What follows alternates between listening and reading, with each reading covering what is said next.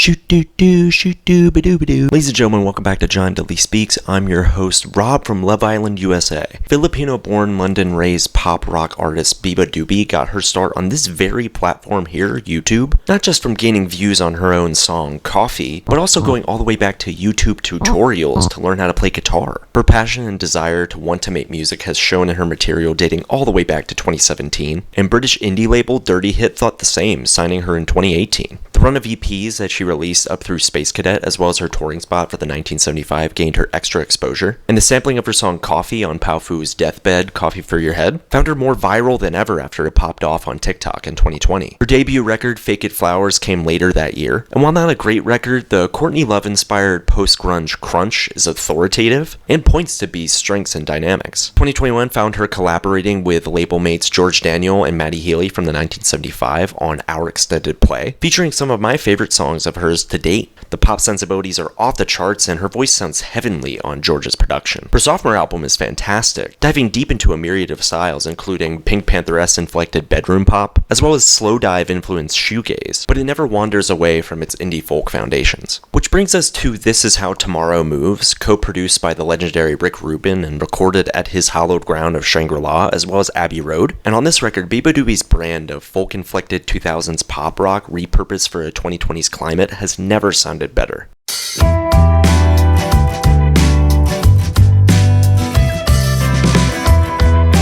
Kicking off with a chord progression akin to Drive by Incubus, Take a Bite as an opener has enough of a chill wave factor in the instrumental to stand out as its own vibe, and that's one of the big pluses of Rubin and Jacob Bugden's production. Efficiency and perfecting textures. The reverberating guitar effects mixed with the acoustics on the opener extend to the rest of the track listing, like on One Time and Beaches, evoking 2000s pop rock hits, but without making it obvious which pastiche she's drawing from. The genre bends here are also more than welcome, with the shiny all-pop gloss of the 1975 all over Everseen, as well as the bossa nova flair of A Cruel Affair being a stark deviation from the usual indie pop formula. Post and California are both highlights with their late 90s fuzzed out riffs, its spacious production echoing wall of sound aesthetics that aren't quite used in the alt-rock arena anymore. The subdued production on Real Man and Everything I Want throw it back to the early days of Beabadoobee, and while the songs at their core are very good, I just don't think the musical elements are as notable. But from an overarching perspective, this is the best suite of instrumentals that Beabadoobee's ever gotten to work with, most of them underlining her strength and adaptability amid its many references to other genre hybrids.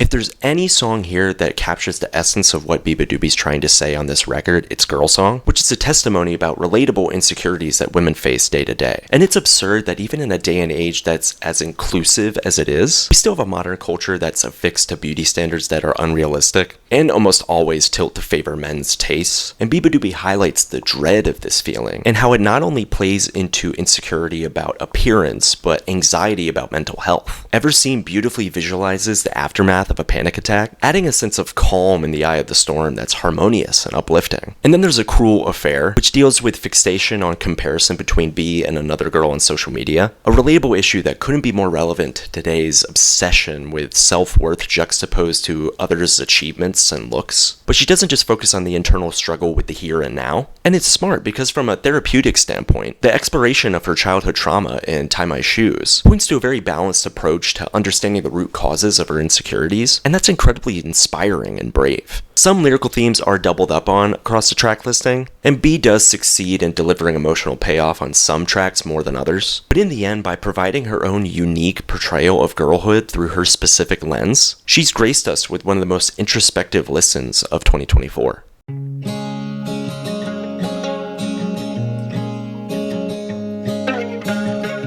From the moment that I first heard Beabadoobee's voice on Last Day on Earth in 2021 when I first got into her music, I knew this would be a voice that I'd be listening to for a long time, and this record further proves that. The key word that comes to mind when I think of Bee's performance on this is balance, because she shows a profound amount of restraint that's perfectly offset by her dynamic moments. Take a Bite, Tie My Shoes, Girl Song, and Coming Home all exist in a similar framework, but but it's the variations of her delivery and syncopation that make them shine. Where some lines are more melodic, some are delivered conversationally, allowing the songs to come across as human and authentic. Then you have the ever so slight uptick in energy on Post and California, where B pushes herself just enough to make a different kind of emotional connection, one that's rawer and less polished, and it's a mix that hits hard because it happens when you least expect it. The balladry towards the tail end might vary in quality depending on the listener, but personally I didn't mind it, although it is a bit repetitive of B's previous work, so that's the only downside. Otherwise, she absolutely kills it on the vocal front, lacing her angelic tones with bursts of liveliness and forcefulness that bring this project together.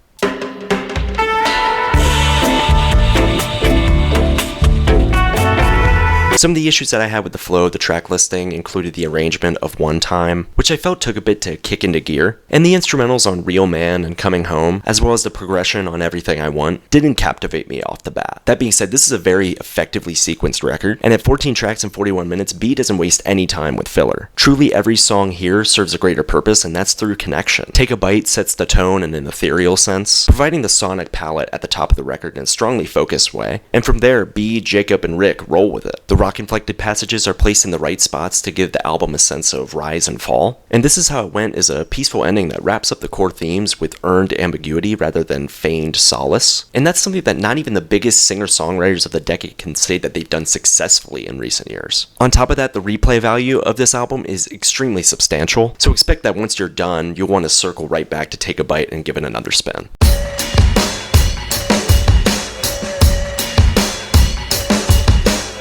He's getting tired, run fast as he can. Daddy always said he was half of a man. Life worth living. Yeah, this is the best Beabadoobee album yet, and I'm so excited for her. It's amazing to see her progression as an artist, and I can only hope that more and more people connect with her music from here on out. Because with such a vulnerable album that wears its heart on its sleeve, it's something you can't help but gravitate to. But hey, that's just my perspective. If you're a Beabadoobee fan, you'll love this record. And if you're in the mood for eclectic alt-rock and indie pop jams, you gotta check this out. Alright, that's all I got. Bye!